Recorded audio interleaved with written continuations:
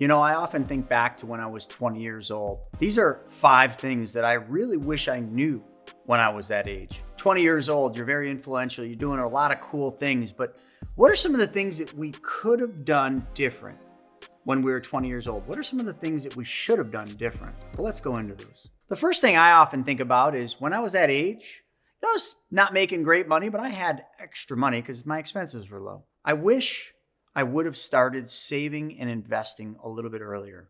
I was doing a little investing at 20, but heck, man, going out and having fun with my friends was more important. The earlier you start saving and investing, the more time your money has to grow. This is due to something that you all have heard about called compound interest, but you really understand the power of compound interest. Because if you did, you would totally understand how this is a massive, massive thing when you're young. Because the power of compound interest, which allows you to earn money and generate even more earnings over time because your interest that you earn or your gains that you earn now is earning interest. It's unbelievably powerful.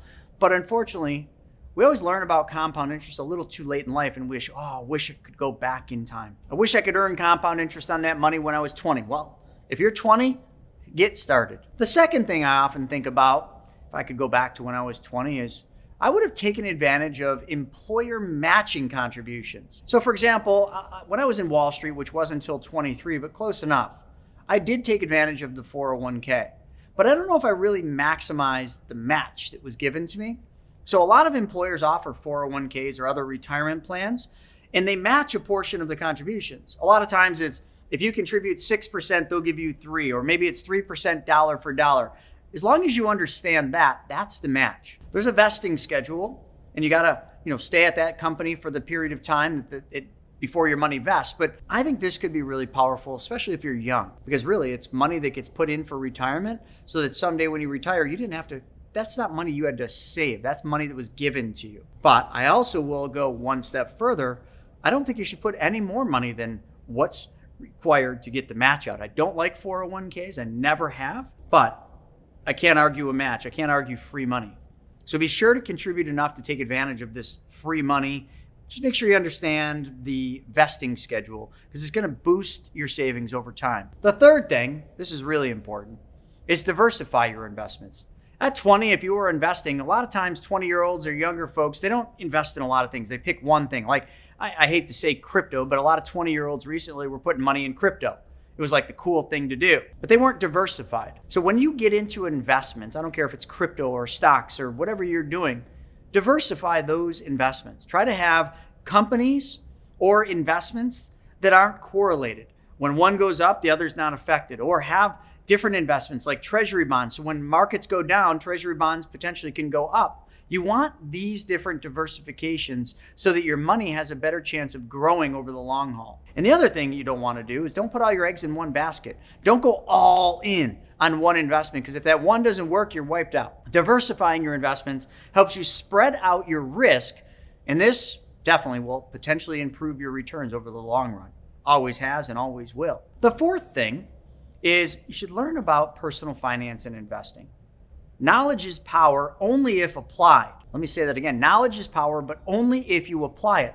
So if you learn about personal finance and you learn about investing, the more that you understand about your personal finances and investing, the better equipped you're going to be to actually go out there and apply the knowledge and make informed decisions and make logical decisions instead of just rolling around and making emotional-based decisions. You get to actually make informed, logical decisions that don't have emotion involved in them at all.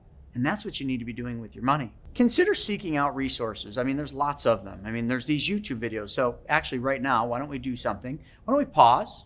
Right down to the bottom, click that little subscribe button. See, it's that little red thing that says subscribe. Click that. And right above, there's a little bell. Smash that bell so that you can get notified every time I put a new video up. So now we got that resource out of the way because I put videos up every single day. The next, there are a lot of books, online courses. You can get a mentor. You can get a financial advisor to help you learn more. You could even go in and you could shadow an advisor. The fifth thing that I think I would have done different at 20 is, at 20 years old, we're kind of just coming into our place. And sometimes we're afraid to ask for help. I know I was.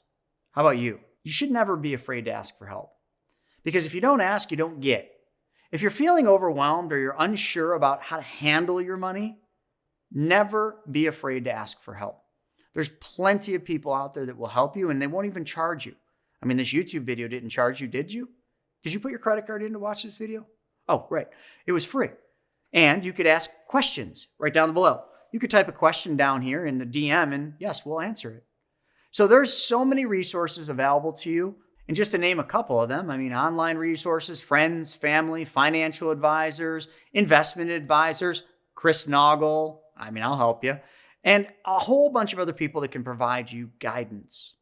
So let's just roll this thing back through again, because I went fast through that. If you're 20 years old or somewhere close to that, here are some really important things you should start thinking about. You need to start saving. And you need to start investing now, not tomorrow, not later, not someday, now. Because the earlier you start, the better off you're going to be later. Let me give you an example of this. Warren Buffett, right? He's one of the wealthiest men there is. Why is Warren Buffett so wealthy? Oh, he's a good investor? Yeah. He's a fundamental investor, picks good stocks? Yeah. You're missing all the reasons why Warren Buffett is as wealthy as he is. The number one reason Warren Buffett is one of the wealthiest men on earth is time. That's it. He's been investing longer than just about anyone else. So if you're 20 or somewhere close, and you start investing now, well, Warren Buffett, look out, buddy. I'm coming for you because you have that opportunity because you've got time on your side. You've got 25 years more than I have to make that money work for you. The second thing you need to do that we talked about is 401ks, retirement plans. I don't like them, but I do like free money. And a match, although it's not totally free because you got to work at the company, and yes, there's a vesting schedule, but the company will match your contributions. So let's just give an example. If you're putting in 3% and your company matches 3%, how much do they give you? 3%. So now you have more money going into the 401k. So therefore, over time, because that's what you have is time, you're going to have a lot more money for your retirement, but it wasn't all your money. That's the cool part. The third thing that I mentioned is diversification. Don't put all your eggs in one basket. You got to diversify your assets. You got to spread that risk out. That's going to help a tremendous amount when times get tough. And then number 4, learn about personal finance. Educate yourself. Get equipped. Start understanding more about investing. There's books. There's online resources. There's this YouTube channel. There's all sorts of places where you can get the knowledge you need. But it's not the knowledge, remember? It's the application of the knowledge. That's what you need to be doing is applying all this stuff. And the fifth thing, don't be afraid to ask for help. Right down below. DM me questions. You don't know what we're talking about? You have questions about it? You just have a silly question you're embarrassed to ask? Ask. Just put it in the DM. No one's going to judge you, and I'm going to answer it for you. Ask everybody. Ask your parents. Ask your grandparents. Ask a financial advisor that's in your circle. You see, all these people have wisdom, something that you have not yet had a chance to really accumulate at 20 years old. Wisdom is one of the most powerful things, and the only way to get it is to fail and climb back out. And through other people's wisdom, which they gain through failure, through time, and through doing, you get to pave a better, smoother path to success. Folks, I hope you enjoyed this video, and if you did, check this one out. How do I stop being so poor? Thanks for joining me today. We'll see you next time.